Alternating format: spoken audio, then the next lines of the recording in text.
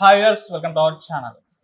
కాశ్మీర్లో ఉగ్రదాడి తర్వాత జరుగుతున్న పరిణామాలు చూసుకుంటే భారత్కి పాక్కి యుద్ధం రావచ్చన్న అభిప్రాయాలు అయితే ఎక్కువ వ్యక్తమవుతున్నాయి. అంటే పాక్ కూడా కవ్విస్తుంది యుద్ధానికి అన్నట్టుగా కూడా చెప్తున్నారు. మరి ఏం జరిగే అవకాశం ఉంది? ఎటువంటి పరిణామాలు చోటు చేసుకునే ఛాన్స్ ఉంది? భారత్ ఎలా కౌంటర్ అటాక్ చేస్తుంది? ఈ ఉగ్రదాడికి ఎలా ప్రతీకారం తీర్చుకుంటుందని చెప్పేసి కూడా దేశం మొత్తం కూడా వెయిట్ చేస్తున్న చూస్తున్నాం మనం.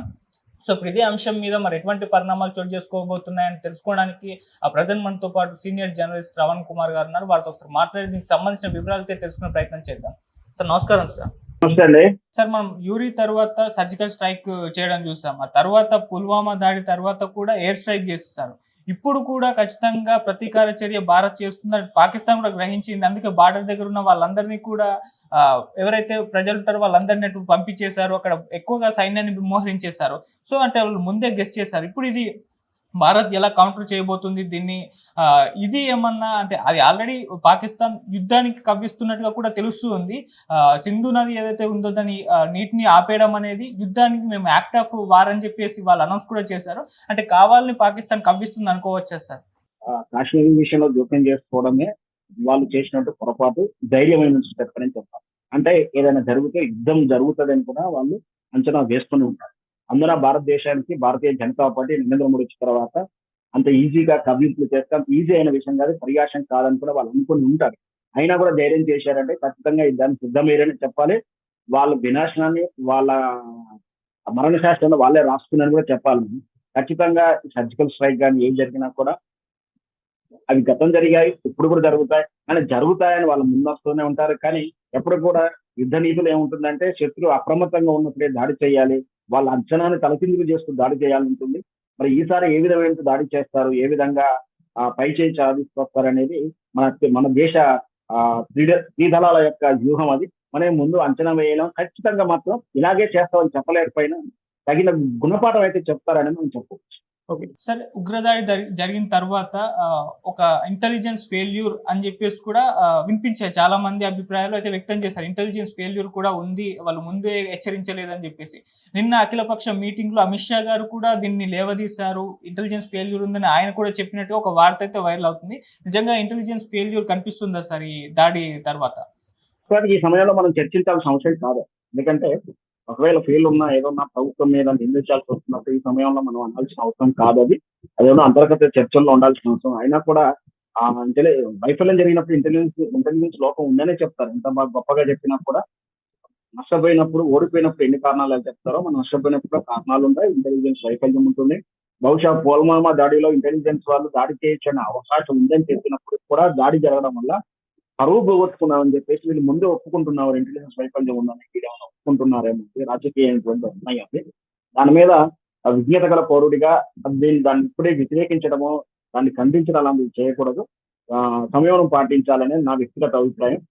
ఇంటెలిజెన్స్ వైఫల్యం ఉన్నా ఏం జరిగినా కూడా జరిగిపోయే నష్టం అనేది జరిగింది. అంటే అలా చేస్తున్నా ఇంటెలిజెన్స్ రిపోర్ట్ ఉన్నా లేకున్నా జరిగిపోయే నష్టం జరిగింది కాబట్టి దాన్ని విమర్శించే వైపు కాకుండా మనం ఇప్పుడు శత్రువు కన్నా పైచే ఎలా సాధించాలి, ఈ సమయంలో పోరాడుతున్నటువంటి నాయకులు వ్యక్తిగతంగా నాకు ఆ పార్టీ ఇష్టం లేకపోవచ్చు, భారతీయ జనతా పార్టీ ఇష్టం లేకపోవచ్చు, లేదా నరేంద్ర మోడీ ఇష్టం లేకపోవచ్చు. కానీ నాకు వాళ్ళు కాదు ముఖ్యం.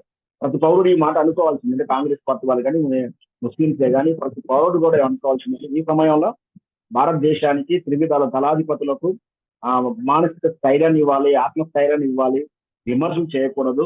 వాళ్ళు విజయాన్ని కాంక్షించాలని, వాళ్ళు జయించాలని మనం కోరుకోవాలి. దాని దగ్గర పౌరుడిగా మెలగాలని నా ఉద్దేశం. ఓకే సార్, ఫైనల్‌గా ఒకటి. సో యుద్ధం ఒకవేళ వస్తే ఎవరి బలాలు ఏ విధంగా ఉన్నాయి సార్? మీరేం చెప్తారు దీనికి సంబంధించి? మన త్రిదళాల గురించి చెప్తున్నారా? దేశాల గురించి పాకిస్తాన్, ఇండియా కంపారిజన్ అడుగుతున్నాను సార్. అసలు అవసరమైన క్వెషన్ రాకూడదండి అది. ఎందుకంటే మనం మనలో 10% కాదు పాకిస్తాన్. ఏ రకంగా చూసినా కూడా ఆర్థికంగా చూసుకున్నా, నాలెడ్జ్ ప్రకారం చూసుకున్నా, అనుభవాల ప్రకారం చూసుకున్నా, ఆర్థిక సంపత్తి ప్రకారం చూసుకున్నా, జనాభా ప్రకారం చూసుకున్నా, ఏ విధంగా చూసుకున్నా కూడా మనం వాళ్ళు 10% కాదు. ప్లస్ మనం స్వయంగా మన సొంత శక్తి అనేది ఎక్కువగా ఉంది. అంటే మన ఆయుధాలు మనం సొంతంగా తయారు చేసుకున్న అణుబాంబులు మనం కలిగి ఉన్నాం. మన విధాల సంపత్తి ఉంది.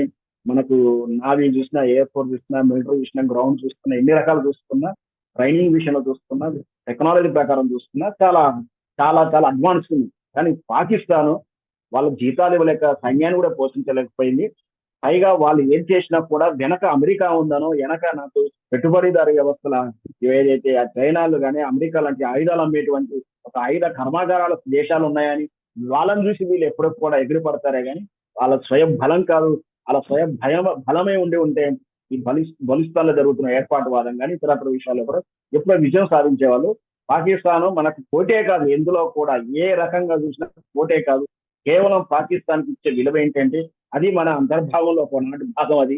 ఈనాటికి కూడా రేపటికి కూడా మన భాగమే అవుతుందని గర్వంగా దాన్ని మనం తోడు తెచ్చుకోవాల్సింది తప్పించి కానీ ఏ విధంగా కూడా పాకిస్తాన్ ఎప్పటికి కూడా పై చేయి కాదు. సార్ ఇక్కడ అమెరికాతో పాటు చాలా ప్రపంచ దేశాలన్నీ కూడా భారత్‌కి మద్దతు తెలిపాయి. ఒక్క చైనా మాత్రమే పాకిస్తాన్‌తో ఉంది అంటున్నారు. అంటే చైనా అన్న చూసుకునే పాకిస్తాన్ ఈ విధంగా రెచ్చిపోతుందా సార్? ఒకసారి ప్రశ్న అడగనా? మళ్ళీ ప్రశ్న అడగనా? అమెరికాతో పాటు చాలా ప్రపంచ దేశాలన్నీ కూడా భారత్‌కి మద్దతు తెలిపాయి. ఒక చైనా తప్పితే చైనా అండ చూసుకొనే పాకిస్తాన్ ఈ విధంగా రెచ్చిపోతుందా సార్? ఇప్పుడు అదే చెప్పాను కదండీ! మన సొంత బలం మీద ఉన్నవాడు, పక్క బలం మీద ఉన్నవాడు ఏ విధంగా విజయాన్ని సాధిస్తాడు అనేది మనం చూస్తూ ఉంటాం. హ్మ్. అట్లా వాళ్ళని నమ్ముకుని యుద్ధానికి పోవడం, అట్లా పాకిస్తాను, అట్లా చైనాను నమ్ముకుని యుద్ధం రావడే మనం ఉత్తమం అని చెప్పాలి. మనకే మంచిదని కూడా చెప్పాలి. అది అవివేకం చర్య. ఒక దేశాధ్యక్షుడు ఆ దేశ జనాభా అంటే సుమారు వాళ్ళకు ఒక 30, 40 కోట్ల జనాభా ఉంటుంది. 40 కోట్ల జనాభాను పిచ్చోలం చేయడానికి సిద్ధంగా ఉంది పాకిస్తాన్ అని చెప్పొచ్చు. మనకు వాస్తవానికి చైనా కూడా మనకు నైతికంగా మద్దతు ఉంటుంది. నైతికంగా సహకరిస్తుంది. ఎక్కడైతే మనం చైనా కన్నా ఎక్కడ ఎదుగుతామనో ఇతర దేశాల మీద కొంచెం ఇబ్బందులు ఉన్నాయి అని తప్పించి ప్రపంచ యుద్ధ వేదికల మీద చూసినట్టు చైనా మనతో యుద్ధం చేయడానికి సిద్ధంగా ఎప్పుడూ లేదు. ఆర్థికమైనటువంటి బలం చేకూర్చుకోవడానికో, వాళ్ళు మనతోటి చేయడానికి ఉన్నారే గాని, ఈ విషయంలో చూస్తే పాకిస్తాన్‌కి వాళ్ళ ఒకవేళ మద్దతు ఇచ్చినా కూడా భారతదేశాన్ని భయపెట్టించడానికో, ఏదో చేయడానికైతే అనుకుంటే అది దాని భ్రమ అవుతుంది. ఖచ్చితంగా ఆ చైనా అనేది ఈరోజు అమెరికాను చూసి కూడా కొంచెం భయపడతా ఉంది. ఖచ్చితంగా ఒంటరి అవుతుంది కాబట్టి ఆల్రెడీ మొన్న జరిగినటువంటి అమెరికా ఇచ్చినటువంటి పన్నుల విషయంలో మాత్రం చైనా చాలా ఇబ్బంది పడతా ఉంది. ఒంటరయింది. అట్లా ఈ పరిస్థితుల్లో